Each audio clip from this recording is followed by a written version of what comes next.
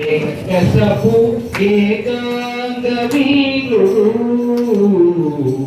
రక్కసుల పాలితి గణగంగూరుడు వెక్కసపు ఏకాంగవీరుడు దిక్కులకు సంజీవి తెచ్చిన ధీరుడు దిక్కులకు సంజీవి తెచ్చిన ధీరుడు అక్కజమైన కాలుడు తిరిగినాడు చూడరు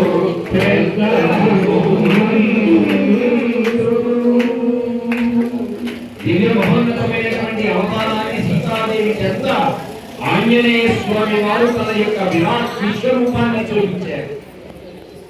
కూర్చో తల్లి నా భుజం మీద, ఎప్పుడే రామచంద్రమూర్తి దగ్గరికి తీసుకొని వెళ్తాను అని అలా ఆంజనేయ స్వామి వారు సూక్ష్మ రూపంతో పలుకుతూ ఉన్నారు. పక్కన నవ్వింది, నువ్వా వేయడంత లేవు, చిన్న రూపంలో ఉన్నావు, నేను కూర్చుంటే అప్పచ్చైపోతావు, నువ్వు నన్ను సముద్రంలో పడి వేస్తావేమో ఇంత సూక్ష్మ రూపంలో అని అలా మాట్లాడుతూ ఉన్నటువంటి సీతాదేవి చెంత ఆంజనేయ స్వామి వారు చెందబుచ్చుకున్నారు. తల్లి నేను అసలు ఎక్కడికి ఎలా వచ్చానో తెలుసా? ఈ లంకా పట్టణానికి రాక్షసుల నుంచి ఎలా దాటుకొని వచ్చానో తెలుసా అని అమ్మకి తెలియచేయాలి అని రామనామాన్ని జపించారు ఆంజనేయ స్వామి వారు. రామ్ రామ్ రామ్ అంటూ దేహాన్ని పెంచారు. ఇంతవాడు అంతవాడయ్యాడు, అంతవాడు మరింతవాడయ్యాడు, ఇంకా పెద్దవాడై ఆకాశంలోకి వ్యాప్తి చెందారు. సీతాదేవి ఆంజనేయ స్వామి వారి యొక్క విరాట్ విశ్వరూపాన్ని చూస్తూ తల పైకెత్తి చూస్తుంది. అంతకుముందేమో కింద ఉన్నటువంటి స్వామిని తల దించి చూసింది సీతాదేవి. ఇప్పుడేమో ఆంజనేయ స్వామి వారిని పేదవాడైనటువంటి స్వామిని తల పైకెత్తి చూస్తూ ఉన్నది. పెరుగుతున్నారు.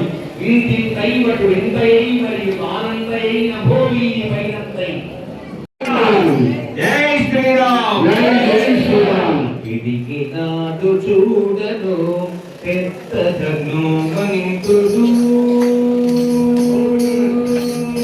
ఇదికి నాడు చూడను పెద్దదను మనితుడు, పరగి నానా విద్యల బలవంతుడు, ఇదికి నాడు చూడను పెద్దదను రక్కసుల పాలికి